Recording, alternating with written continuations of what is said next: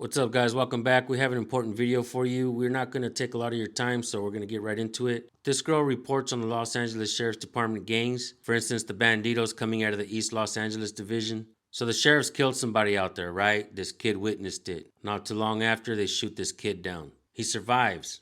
Let's get right into it, folks, and I'll see you at the end of my final thoughts. A 14-year-old boy shot by Los Angeles County Sheriff's deputies in July has been released from the hospital. The teen is a key witness in the disappearance of Francisco Nunez, a Lancaster man found dead in an alleyway after being taken into custody by deputies alive. I interviewed the teen, who told me he was shot in the chest and the leg by Deputy Daniel Contreras while his hands were up.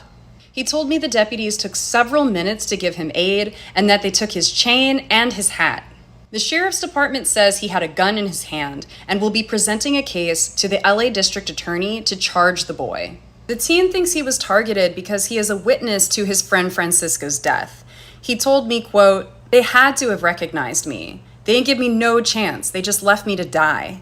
It's worth noting the detective investigating Francisco's death has ties to the Banditos deputy gang, which originated in the East LA station, and the teen was shot by an East LA deputy. Do you think he was targeted? Let us know in the comments and read the full story at LA Public Press. As you guys just seen, the kid survived. Are they really going to try to come back and execute this kid? Somebody needs to tell this kid to start recording police every chance he gets. Now I want you guys to take a look at this video clip. And I want you guys to pay attention to what she says. She's being targeted and her social media is being monitored because she's been reporting on this. And I'm risking myself to be monitored by them by reporting on this as well. Let's take a look. The LA County Sheriff's Department started monitoring me after I wrote the history of deputy gangs. That's according to about 800 pages of emails they had to give me after I sued them for those records. That included direction to monitor my social media accounts, a crime report identifying me as a suspicious person,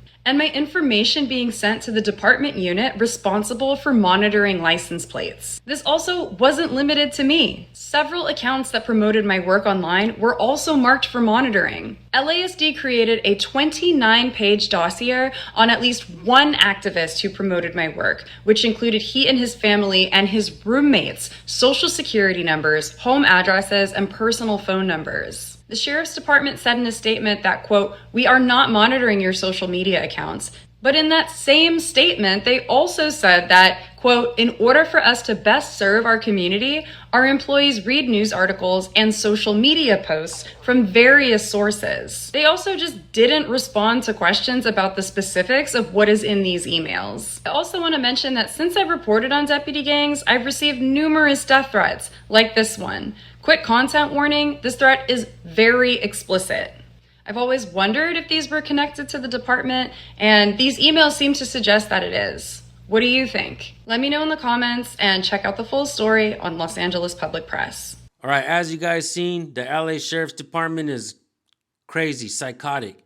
The Los Angeles Sheriff Department gangs have existed for a long time, folks. That is without a doubt. Many cops don't like accountability and transparency. Sometimes we get out there and record and they get butthurt immediately. But the ones that get butthurt, what do you have to hide?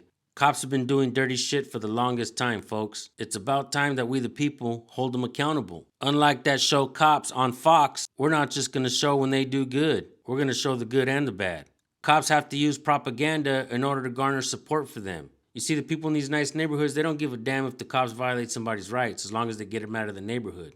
But if you go knocking on the doors in the nice neighborhood and asking when was the last time they got a ticket, some of them are going to tell you it's been 20 years. I've never gotten a ticket. But if you go into the hood and start knocking on some doors and asking when was the last time they got a ticket, just yesterday, 5 minutes ago, they impounded my vehicle. They call that broken window policing, folks. People in the hood really need to know their rights. And that's what we do here on this channel. We try to empower you guys. It's important that I send support over to this girl's Instagram page. I think she's doing an outstanding job reporting on this. And I want to make sure that she's safe. And I also want to make sure that that kid is safe as well. So I'm definitely going to keep my eye on this story. Folks, I've been to Los Angeles and I've recorded the police out there. They are freaking psychotic, trust me. Especially the Sheriff's Department. One of my most viral videos is the Sheriff's Department acting like idiots.